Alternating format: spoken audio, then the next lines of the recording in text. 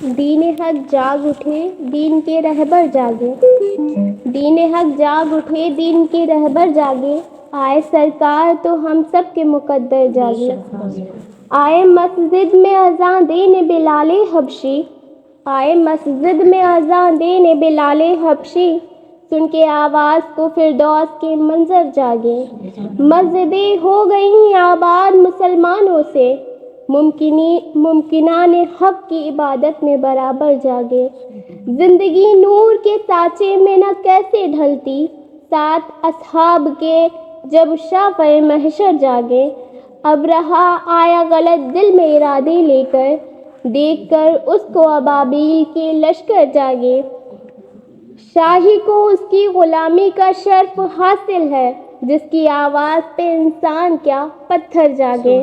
سبحان اللہ۔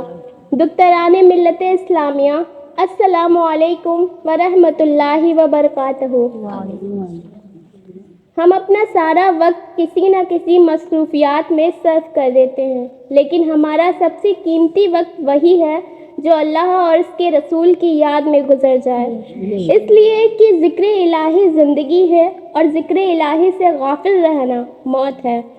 بے پناہ فضل و احسان ہے رب ذوالجلال کی کہ آج کی ہم سب ایک ایسی نورانی و عرفانی بزم میں حاضری کی سعادت حاصل کر رہے ہیں کہ جس محفل کے متعلق نبی کریم صلی اللہ تعالیٰ علیہ وسلم نے ارشاد فرمایا ہے کہ جہاں ذکر الہی ہوتا ہے وہاں صرف انسان ہی نہیں بلکہ اللہ کے مقدس فرشتے بھی حاضر ہوتے ہیں اور اپنے نورانی پروں سے اہل محفل کو ڈھانپ لیا کرتے ہیں۔ جب فرشتے خدا کی بارگاہ میں حاضری دیتے ہیں اور اس مجلس کا تذکرہ عرش باری تعالیٰ کے مقدس بارگاہ میں پیش کرتے ہیں تو پروردگار عالم حاضرین مجلس کی مغفرت کا وعدہ فرماتا ہے۔ معلوم ہوا کہ یہ نورانی محفل رب تبارک و تعالیٰ کی خوشنودی کا سبب اور ہمارے لیے ذریعہ نجات ہے۔ بیٹھے ہیں ہم عرش زمیں پر اور ہمارا تذکرہ ہوتا ہے عرش بری پر۔ اللہ رب العزت نے فرمایا تم مجھے یاد کرو میں تمہاری چرچا کروں گا اور میرا حق مانو۔ کہ مزید دعات کے لیے سرکار دو عالم صلی اللہ تعالیٰ علیہ وسلم کی حدیث قدسی کافی ہے۔ اگر بندہ مجھے تنہائی میں یاد کرتا ہے تو میں بھی اس کو ویسے ہی یاد کرتا ہوں، اور اگر وہ مجھے جماعت میں یاد کرتا ہے تو میں بھی اس کو اس سے بہتر جماعت میں یاد کرتا ہوں۔ اور پھر سروری کونین صلی اللہ تعالیٰ علیہ وسلم کا میلاد پاک منانا، جلسہ و جلوس کی شکل میں ان کی سیرت بیان کرنا یقیناً مستحب اور بیان خیر و برکت ہے۔ جلسے کا آغاز کرتے ہوئے میں سب سے پہلے آپ سبھی کو آج کے اس مقدس دن کی بہت مبارکباد دیتی ہوں۔ اس کے بعد سب سے پہلے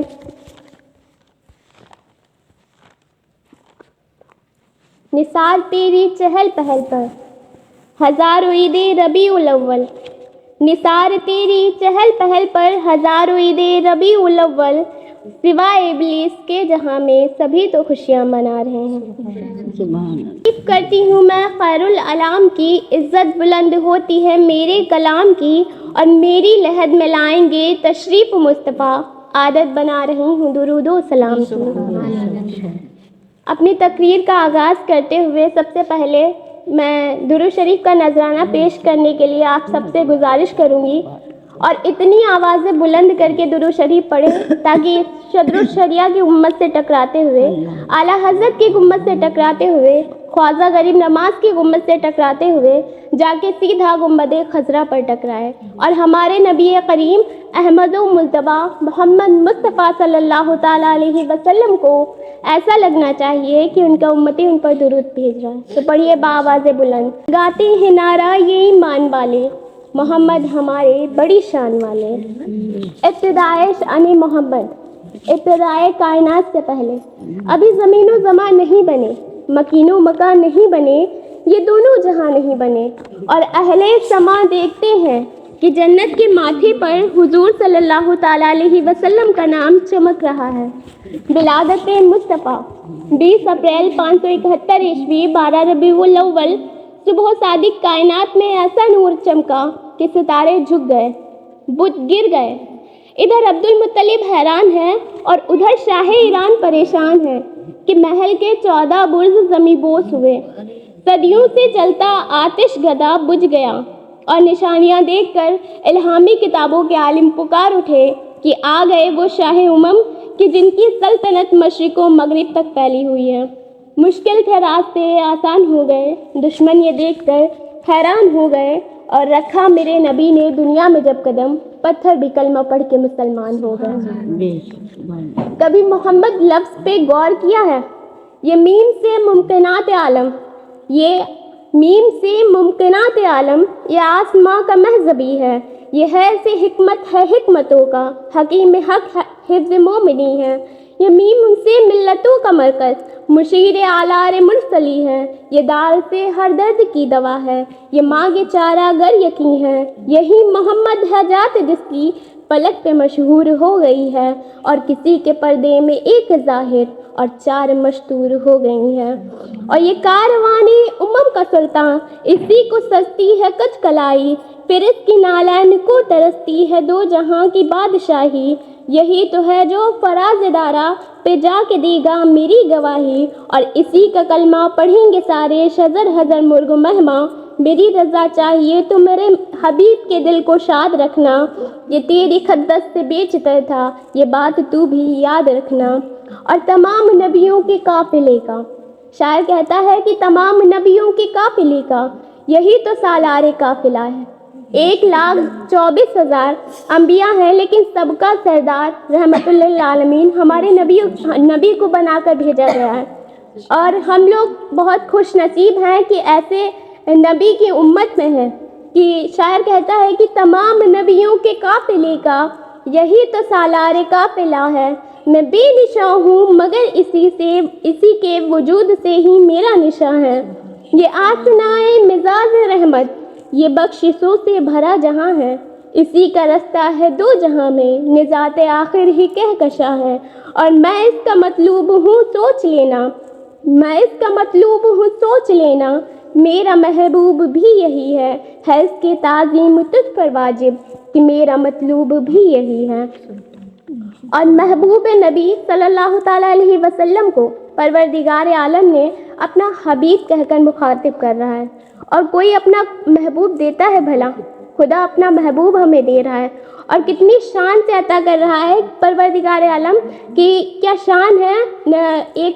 اگر ہمارے نبی کریم صلی اللہ تعالیٰ علیہ وسلم اپنا لعاب دہن کسی قربے اور خارے پانی میں ڈال دیں تو وہ قربہ اور خارا پانی شیریں ہو جائے، شہد سے بھی زیادہ شیریں ہو جائے۔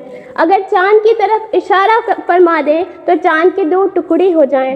ایسا عظیم نبی، ایسا حکمتوں والا نبی، تو شاعر کہتا ہے کہ اسی کی خاطر سجا رہا ہوں۔ اللہ پاک کی طرف سے کہتا ہے، اللہ پاک کہہ رہے ہیں کہ اسی کی خاطر سجا رہا ہوں۔ یہ حفظ و عالم نگال خانہ، یہی ہے جو زمیں کے، یہ ہے رگ رنگ موسم، فلک کے رفات کے شامیانہ، اور کہیں ستاروں کے آشیانہ، کہیں صحابوں کا تازیانہ، اسی کا صدقہ میری خدائی، اور اسی کا خیرات ہے زمانہ۔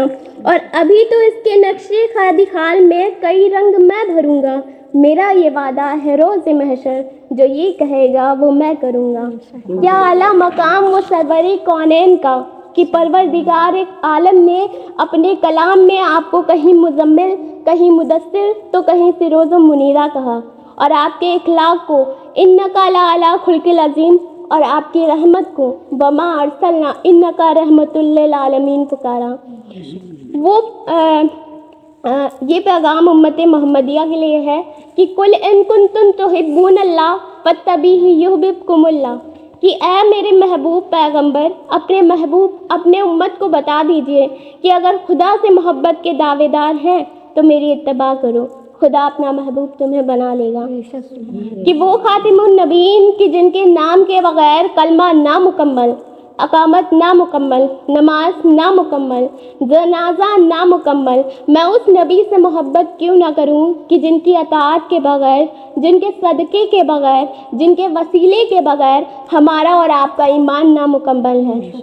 بہشت امت مسلمہ، دین و اسلام کی بلندی، سنتوں کی پیروی اور اللہ اس کے رسول اور ناموس رسالت پر اور ملت اسلامیہ پر اپنا جان و مال قربان کرنا ہی ہمارا اولین فریضہ ہے۔